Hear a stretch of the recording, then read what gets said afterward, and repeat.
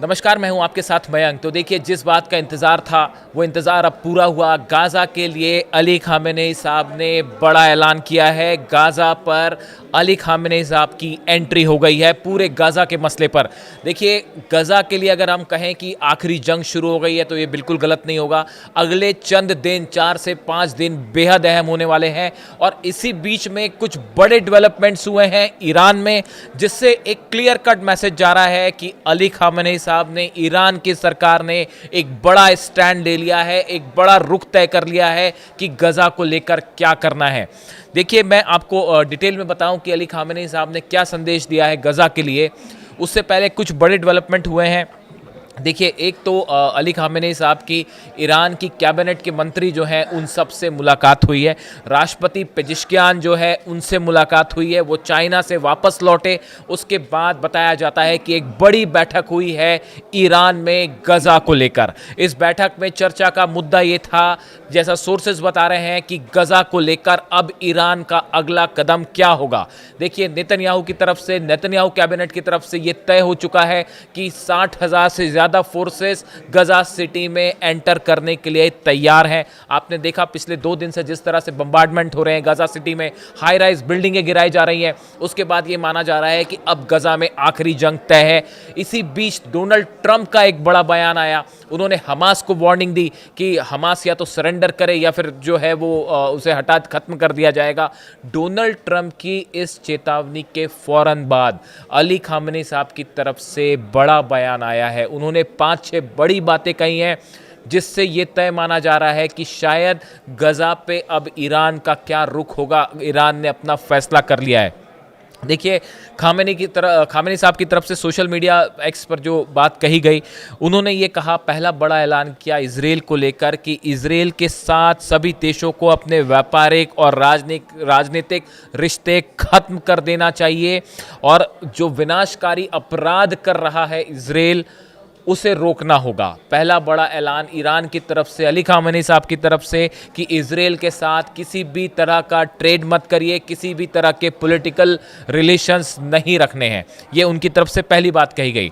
Islamic and non Islamic countries that oppose Zionist regime crimes, especially Islamic countries, must completely sever their commercial ties and even cut off political relations as well। जो हमने बताया कि किसी भी तरह का संबंध मत रखिए इजराइल की तरफ से।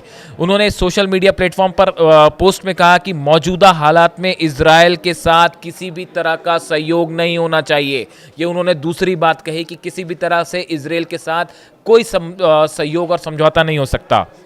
अली ख़ामेनेई साहब ने कहा कि मुस्लिम दुनिया को एकजुट और मजबूत रुख अपनाना चाहिए और कूटनीतिक और आर्थिक तरीकों से इजराइल पर दबाव डालना चाहिए। उन्होंने जितने मुस्लिम कंट्रीज़ हैं, एक बार फिर उनसे कहा, उनसे अपील की कि इजराइल के साथ जितने कमर्शियल टाइज़ हैं, व्यापारिक ट्रेड है, इस सब को ख़त्म कर दिए, पॉलिटिकल जो रिश्ते हैं इसको ख़त्म कर दिए। ये उनकी तरफ से बड़ा एक अपील है मुस्लिम कंट्रीज से। हमने देखा पीछे बैठक हुई थी, उसमें भी ईरान का ये रुख था। इसके साथ उन्होंने ये कहा कि पीड़ितों के साथ एकजुटता ज़रूरी है। वक्त आ गया है कि अब गाज़ा को लेकर पूरी दुनिया के मुल्क एकजुट हो जाए, खासकर इस्लामिक कंट्रीज़ वो एकजुट हो जाए। अगर अब नहीं तो फिर कभी नहीं। इसके अलावा उन्होंने एक और बड़ी बात कही है जो काफ़ी सारे देशों के लिए एक प्रकार से एक संदेश माना जा रहा है। उन्होंने साफ किया कि अगर गाज़ा के मुद्दे पे कोई चुप रहता है तो उसे निष्क्रिय माना जाएगा। उन्होंने कहा कि अब गाज़ा पर चुप रहने का समय खत्म हो चुका है। गाज़ा पर किसी सूरत में आप चुप मत रहिए। उसके बाद उन्होंने कहा, इजराइल बड़े अपराध और हैरान कर देने वाली तबाही को बिना शर्म अंजाम दे रहा है। भले ये अपराध अमेरिका जैसे ताकतवर देश के समर्थन से हो रहे हो, लेकिन इसका मुकाबला करने का रास्ता बंद नहीं हुआ है। ये जो आखिरी संदेश है, ये माना जा रहा है कि क्या ईरान अब ये फैसला कर चुका है कि अगर गाज़ा में एंटर करती हैं नेतन्याहू की फोर्सेस, गाज़ा सिटी में 60,000 से ज़्यादा सैनिक अंदर घुसने की कोशिश करते हैं या ऑल आउट वॉर शुरू हो जाता है, ऑल आउट हमला, फाइनल हमला शुरू होता है, तो क्या ईरान की तरफ से इजराइल पर मिसाइल अटैक हो सकता है? देखिए ये जो बात संदेश आया है अली खामेनी साहब का, इसको ये एक ऐसे समय में ये संदेश आया है जब ईरान एक बड़ी वॉर एक्सरसाइज को हाल ही में उसने कंप्लीट किया है। बताया जा रहा है ईरान पूरी तरह से जंग को तैयार है, एयर डिफेंस सिस्टम मजबूत हो चुका है, फाइटर जेट्स आ चुके हैं, मिसाइल्स रेडी हैं, नई मिसाइल्स का परीक्षण हो चुका है। ये 12 दिन की जंग के बाद जितनी तैयारी इजराइल ने की है उससे कई गुना ज़्यादा तैयारी ईरान ने की है, ऐसा बड़े सारे वॉर एक्सपर्ट्स बता रहे हैं। बताया ये भी जाता है कि जो लॉन्च पैड्स हैं उनकी संख्या तेजी से बढ़ा दी गई है और उन लॉन्च पैड्स में ईरान ने अपनी missiles ready to attack mode में रखी हैं। ईरान की तरफ से पहले भी ये कहा गया है कि हमारा इजराइल के साथ किसी तरह का कोई सीज़ फायर नहीं है, कोई लिखित रूप से सीज़ फायर नहीं है और ये सीज़ फायर कभी भी खत्म हो सकता है। अब्बास अरागची साहब के जो विदेश मंत्री हैं उनकी तरफ से भी ये बात सामने आई थी जब इस्लामिक कंट्रीज़ की बैठक थी, उसमें भी उन्होंने ये बात कही थी कि एकजुट होने की ज़रूरत है और गाज़ा पे अगर अब फैसला नहीं लिया तो शायद कभी फैसला नहीं हो पाएगा। इन हालात में बड़े सारे सुरक्षा एक्सपर्ट्स ये मान के चल रहे हैं कि अगले 3 से 4 दिन के बीच में अगर नेतन्याहू की फोर्सेस, इजराइल की फोर्सेस गाज़ा में ऑल आउट कब्जे के लिए आगे बढ़ती हैं तो आप देखें मिडिल ईस्ट में कुछ बड़ा फिर से हो सकता है और ये पूरा मामला एक बार फिर जंग की तरफ आगे बढ़ सकता है। जिस तरह से हुतीज़ को समर्थन दिया है ईरान ने, हुतीज़ की मिसाइल्स ने जिस तरह से इजराइल को निशाना बनाया, क्लस्टर बॉम्ब्स थे उसके ऊपर और जो आधुनिक मिसाइल्स थी जिसमें नई टेक्नोलॉजी यूज़ की गई जिससे इजराइल में बड़े नुकसान की खबरें, ऐसे हालात में एक तरह से खुल के जो है वो ईरान जो है हुतीज़ के साथ खड़ा है। बताया जा रहा है कि कमांडर्स भी ईरान के जो है वो यमन में हैं, उनकी मदद कर रहे हैं। इस सिचुएशन में अब गाज़ा में किसी तरह का ऑल आउट वॉर क्या एक बार फिर 12 दिन की जो जंग हुई थी वैसे ही हालात की तरफ आगे बढ़ रहा है?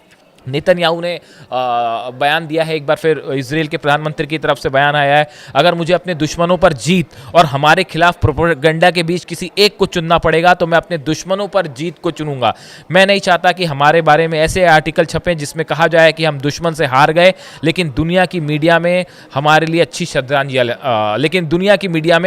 श्रद्धांजलियाँ छपें। इस तरह की बात उन्होंने कही है, यानी कि एक तरफ नेतन्याहू अपने एजेंडा को लेकर अड़े हुए हैं और दूसरी तरफ अब इस पूरे मामले को लेकर जिस तरह से खामेनी साहब का बयान आया है वो भी डोनाल्ड ट्रंप के बयान के ठीक बाद। एक प्रकार से ये कहा जा रहा है कि जिस तरह से ये हो रहा था कि अमेरिका जो है वो पूरी तरह से इजराइल के साथ इस मुद्दे पर खड़ा है, ऐसे में अली खामेनी साहब का ये मैसेज कि इजराइल के खिलाफ खड़े हो जाइए, क्या ये बड़ी जंग का इशारा है? इसी के साथ ही देखिए खबरें जो अली खामेनी साहब ने अपील की कि इजराइल के साथ संबंध तोड़िए। स्पेन ने बड़ा फैसला लिया है और इजराइल को लेकर जो है जिस तरह का व्यापार था उसको रोक दिया है। ये अपने आप में एक बड़ा डेवलपमेंट है। कई सारी कंट्रीज़ जो है वो इजराइल के एक्शन के खिलाफ हैं जो गज़ा में होने जा रहा है।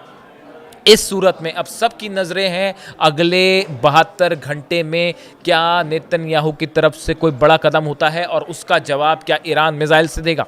इससे जुड़ा जो भी अपडेट होगा हम आप तक पहुंचाएंगे। फिलहाल गज़ा में हालत बहुत ज़्यादा टेंस्ड है और मिडिल ईस्ट एक बार फिर जंग के मुहाने पर खड़ा हुआ है। Thank you so much.